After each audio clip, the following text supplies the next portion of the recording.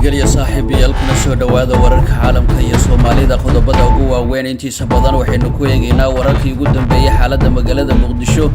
qaraxii ismiidaaminta ah xalay ka dhacay magaalada iyo waliba geerida wariye Cabdicasiis Afrika sida ay markaasi shacabka Soomaaliyeed ay uga falceliyeen iyo al-shabaab oo war xasaasi ah ka soo saaray iqaabka ay u dileen iyo waliba sababta ay ka lahaayeen dilka Cabdicasiis Afrika oo ay ku sheegeen sabab la yaab leh ayaan halkan idinku soo gudbin doonaa sidoo kale madaxda dawladda federaalka ee Soomaaliya oo ra'iisul wasaare Roble ugu horeeyo oo war ka soo saaray qaraxii lagu dilay marxuum Cabdicasiis Afrika isla markaana amar degdeg ah siiyay hay'adaha amniga beedka Cabdicasiis Afrika oo xalay ku bariyay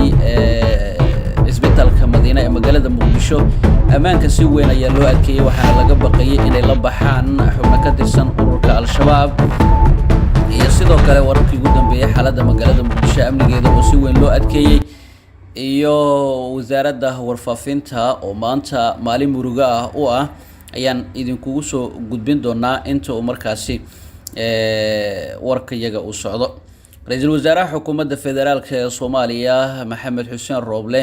ayaa war ka soo saaray qaraxii xalay lagu dilay agaasimihii Radio Muqdisho Cabdicasiis Maxamuud Guuleed Afrika ra'iisul wasaare Roble ayaa tacsiin u diray qoyska ehelada badweynta saxaafadda guud ahaan ummadda Soomaaliyeed ee uu ka baxay wariye Cabdicasiis Afrika oo lagu dilay qaraxii ka dhacay magaalada Muqdisho marxuum Maxamed Xuseen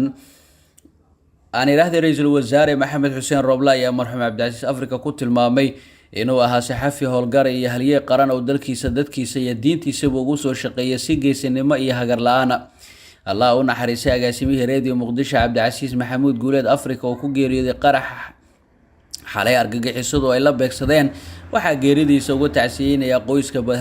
bahweynta saxaafadeed iyo guud ahaan ummadda Soomaaliyeed naxariista janna Allah ugu deeqo annagana samri iimaan Allah naga siiyo ayuu yiri ra'iisul wasaaraha Maxamed Xuseen Roble ayaa caafimaad degdeg ah u rajeeyay agaasimaha telefishinka qaranka SNTV Sharmaake Maxamed Warsame oo isna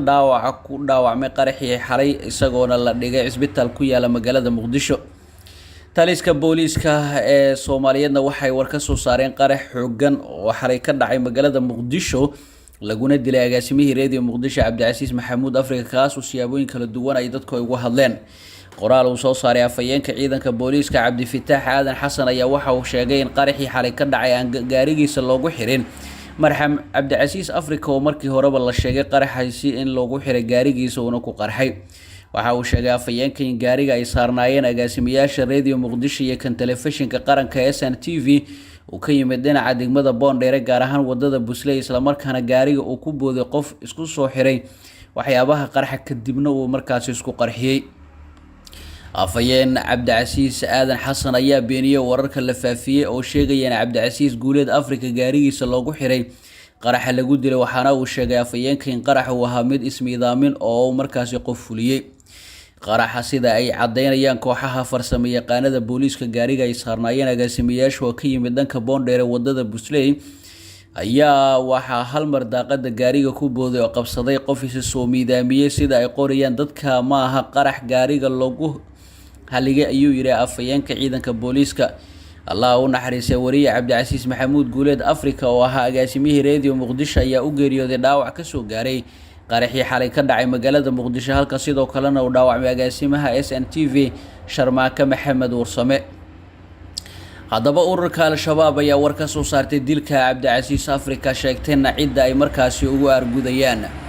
kooxda al-shabaab ayaa qoraal ay soo saartay ku sheegatay mas'uuliyadda qaraxii ismiidaaminta xalay lagu dilay Allah u naxariisay wariye Cabdicasiis Maxamuud Guuleed Afrika oo ahaa agaasimihii Radio Muqdisho afayeenka ciidanka al-shabaab Sheekh Cabdilcasiis Abu Muscab ayaa xaqiijiyay in qaraxa uu ahaa mid ismiidaamin oo fuliyo qof ka tirsanaa kooxdaasi qoraalka al-shabaab ayaa lagu yiri Cabdicasiis Afrika ayaa in muddo waxa uu ku rajoogay mujaahidiinta sida ay hadalka u dhigeen isagoo loo heysay dambiyo dhowr oo uu ka galay islaamka iyo inuu ku lug lahaa dilal loo geystay rag mujaahidiin ah ayay yiraahdeen maleeshiyada al-shabaab qoraalka ayaa intaasi ku daray in dilka Afrika ay al-shabaab uga argudayeen xubno ka tirsan kooxda oo sida ay hadalka u dhigeen oo dilkooda ku lug lahaa kuwaas uu kamid ah Xasan Xaaji Xanafi oo markaasi lagu dilay magaalada Muqdisho kadib markii lagu eedeeyay inuu wariyaal badan oo markaasi ku lug lahaa dilkooda xasan xanafi ayaa waxaa dil toogashaha ku fulisay maxkamadda ciidamada qalabka sida 11 abriil 2016 kadib markii ay ku heshay inuu ku lug lahaa dilal muddo hore loogu geystay suxufiyiin ka shaqayn jiray magaalada Muqdisho intii uu ka tirsanaa kooxda al-shabaab ayaa sidoo kale ku hanjabtay inay beegsan doonto cid walba oo af ama adin kula dagaalantay nidaamkooda sida ay hadalkooda u dhigeen. sida laga soo xigtay booliiska gaariga ay saarnaayeen agaasimayaasha oo ka yimid dhanka Boondheere wadada Busley ayaa waxaa hal mar daaqada gaariga ku booday oo qabsaday qof isu soo qarxiyay. Allah u naxariisay waxaa isla goobta ku dhintay Cabdicasiis Afrika halka Sharmaake iyo darawalkii gaariga uu gaaray dhaawac waxaana loo qaaday cisbitaal sida aan xogtu ku helnay. Cabdicasiis Afrika ayaa hadda ka hor dhaawac culus ka soo gaaray rasaas ay ku fureen ciidanka dowladda wuxuuna caafimaad u aaday dhanka Belgiumka oo muddo uu ku noolaa wuxuuna Muqdisho ku soo laabtay dhowr sano ka hor.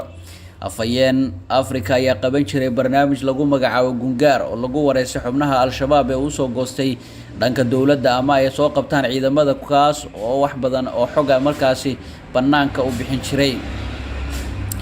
meydka Cabdicasiis Afrika ayaa hadda waxa uu yaalaa cisbitaal Madiina oo xalay uu ku bariyay isaga iyo dhaawaca agaasime Sharmaake oo si weyn loogu ilaalinayay cisbitaalka Madiina ee magaalada Muqdisho. amniga agaasimaha SNTV iyo waliba meydka ayaa aad loogu baqay inay al-shabaab ay la baxaan balse ciidamada booliiska oo gacanta ku haya cisbitaalka Madiina ee magaalada Muqdisho ayaa xalay seexan isla markaana si weyn u ilaalinayay. madaxda dowladda musharaxiin madaxweyne iyo xildhibaano ayaa ka hadlay geerida agaasimihii Radio Muqdisho Cabdicasiis Afrika oo xalay lagu dilay qarax ismiidaameyn oo sheegatay kooxda al-shabaab.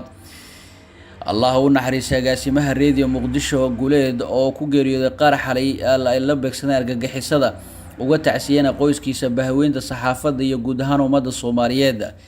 xasan sheekh maxamuud ayaa sidoo kale ka mid ah dadka ka tacsiyeeyay ee banaxariis janaha ka waraabiyay agaasimihii Radio Muqdisho Cabdicasiis Afrika. annaga samri imaan aybaha naga siiyay waxa uu door lama iloobana ka soo qaatay dagaalka ka dhanka argagixisada ayuu yiri xasan sheekh. xildhibaan Axmed Macalin Fiqi Allah u naxmado wariye Cabdicasiis Maxamuud Guuleed Afrika oo qaranka muddo dheer u soo shaqeeyay waqti adagna howlo adag soo qabtay wuxuuna ahaa geesi u bareeray inuu xirfadiisa kula dagaalamo cadawga ummadda ehelka asxaabta iyo bahda warbaahinta ayaa si gaar ah ugu tacsiyeynaya ayuu yiri. xildhibaamaha salaad Allah u naxariiso walaalkan wariye Cabdicasiis Afrika oo ugu geeriyooday dhaawacii xalay fiidkii soo gaaray samri iimaan Allah ka sii ehelada asxaabta iyo bahda warbaahinta ay ku geeriyootay. musharax Cabdiraxmaan Cabdishakuur waxaan tacsiid tiiraanyada u dilayaa ehelka asxaabta iyo bahda saxaafadda geerida ku timid. Allah u naxariisay Cabdicasiis Maxamuud Guuleed Afrika. Cabdicasiis Afrika waxa uu muddo ka soo shaqeeyay saxaafadda dalka qeybaheeda kala duwan wuxuuna ahaa geesi aan si gambasho la'aan ay warbaahinta kula dirara fikirka guracan ee xag jirka ee kooxda argagixisada al-shabaab. Allah u naxariisay samri iimaan ee baha naga siiyay ayuu yiri. ugu dambeyntiina wasiirka warfaafinta xukuumadda federaalka ee Soomaaliya agaasimaha guud agaasimayaasha wasaaradda iyo shaqaalaha wasaaradda warfaafinta dhaqanka iyo dalxiiska ee Jamhuuriyadda Federaalka waxay tacsiid tiiraanyada u dirayaan qoyska qaraabada iyo qaranka Soomaaliyeed geerida naxdinta lahayd ee xalay ku timid agaasimihii Radio Muqdisho Cabdicasiis Maxamuud Guuleed oo u geeriyooday dhaawac xalay ka soo gaaray qarax ka dhacay Muqdisho uu geesay qof nafti haliga. guud ahaan daawadayaal warkaad kala socoteen channelka waa nageenta.